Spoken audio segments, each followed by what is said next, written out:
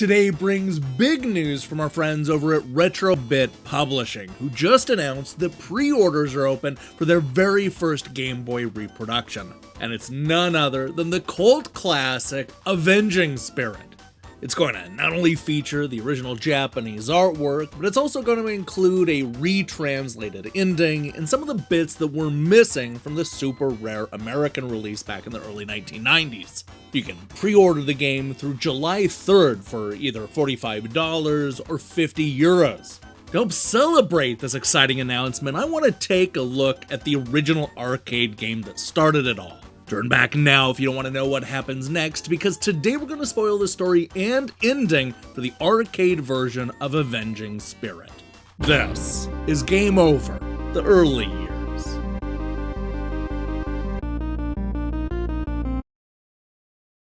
Let me introduce you to the nameless star of Avenging Spirit and his equally named challenged girlfriend.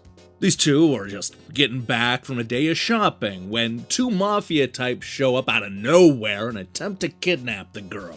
In the scuffle, one of the gangsters gets an itchy trigger finger and unloads on our boy, who ends up dying before you even have a chance to plug a coin into the arcade cabinet. Now, here's where things get a little weird.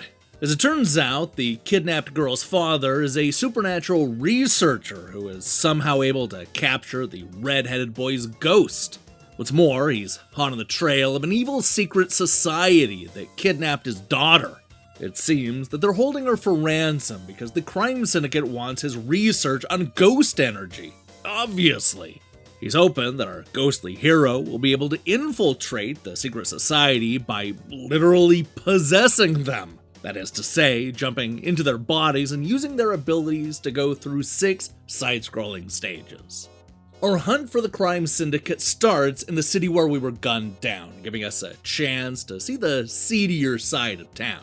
There are gangsters, muscle men, and even salamanders roaming the street, but we've taken the guise of a ninja, so that shouldn't be too much of a problem. It all ends with a fight against a bunch of robot snakes, which pretty much sums up what this game's gonna be like. But before you scoff that the robot snakes have nothing to do with the plot, our heroes discover a map in the pile of garbage and information on how we can save the kidnapped girlfriend. This takes us to the factory, where we continue our hunt for the missing girl and information on the evil secret society. This is also a good point of the game where we can talk about Avenging Spirit's most unique gimmick. You see, when you get sick of controlling one type of character, all you need to do is switch bodies. This gives us the opportunity to play through the rest of the stage as an assault fighter, who proves to be the perfect guy when we go up against the Demolisher boss. Unfortunately, though, the princess is in another castle. Our next stop is this neon-drenched city where the plan is to climb to the rooftops and search for clues. What we find are wizards, mediums, mercenaries, invisible men, baseball players, and even vampires. This is the most varied selection of playable characters yet, but you better choose right, because we're eventually going to have to go head-to-head with a giant python that has seemingly taken over an entire building to lay as many eggs as possible. Now, believe it or not, the python fight actually points us in the right direction to the enemy's base. The problem is that we're not going to be able to go through the entrance. Our ghost hero is going to need to find a different way around, which means it's time to head into the sewers. This is a complicated maze full of different paths and a whole bunch of crazy bad guys. Oh, and the whole thing ends with us fighting against this blob monster. It's all real disgusting, but ultimately worth it as we find a ladder that takes us right outside the crime syndicate's base. This sets up an action-packed stage where the game throws everything at us. We'll need to use everything that we've learned so far in order to infiltrate the base and find our kidnapped girlfriend. Unfortunately, instead of finding the love of our life, we instead run into the craziest boss yet. It's a flying guardian monster that looks like pretty much every boss in Space Harrier. The good news is we're able to beat the flying snake monster. The bad news is that our girlfriend is here, and she's in imminent danger. The main base is basically the second part of the last level, only with more enemies and trickier platforming. There are brief glimpses throughout the level of the crime syndicate's immense wealth and power, such as a fleet of fighter jets that are seemingly ready to help take over the world. One can only imagine the evil acts they could pull off if they got their hands on that ghost research. It could bring whole governments to their knees. Thankfully, we've collected all 3 keys, allowing us to surprise our girlfriend and then take over her body. But wait, let's back up a moment and pretend that we didn't collect the 3 keys needed to open the gates and we didn't rescue our name-challenged girlfriend. This means that you won't be able to possess her body, instead going up against the end boss with another meat costume. You'll still be able to defeat the Kingpin, but your reward is this bad ending.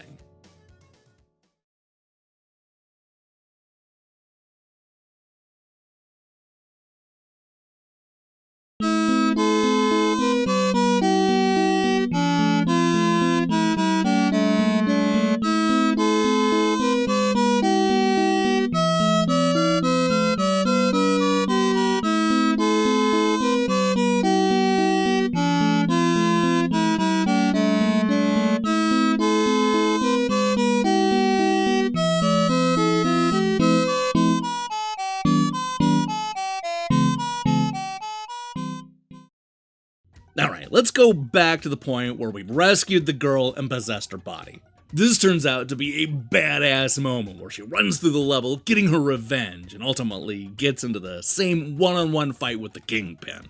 This is her chance to defeat the evil secret society and make them rue the day that they kidnapped the daughter of a paranormal investigator.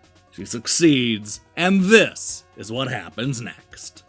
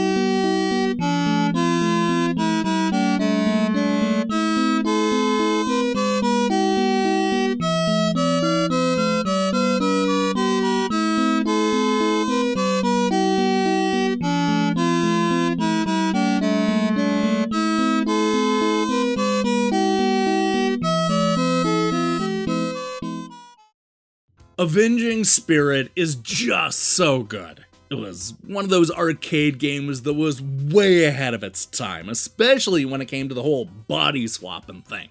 This is one of those games you can play multiple times as completely different characters, and I absolutely love the crazy variety of enemies that you can possess. I'm talking about wizards and ninjas and gurus and robots and vampires. There are 21 in all, and I really like how your girlfriend ends up being the last one. Plus, it has 2 endings with a fair amount of cinemas to go with the batshit insane story. That's more than you would usually get from this type of arcade game. I say that if you haven't played Avenging Spirit before, definitely give it a chance. And also make sure and consider the retro-bit reproduction of the Game Boy version. It's missing a few characters, and obviously it's in black and white, but it's still a great action game, and hey, who can resist a glow-in-the-dark cartridge? Not me. Hey, thanks for watching this episode of Game Over, the early years. If you liked what you saw here, then you should know that we have a full playlist with more than 170 of these episodes. We've tackled some of the biggest and best endings, so definitely go check that out. Now, here's the question I have for you. What video game character would you possess as a ghost? I mean, who would be the most useful? I'll let you figure out what I mean by that. I can't wait to see your picks in the comments below. In other news, we're back later this week with a review of Moo Landing, plus a big announcement about shows related to Die Hard Game Fan, Next Generation, and more. If that sounds good to you, then I strongly recommend you click that subscribe button and support what we're doing here. Until then,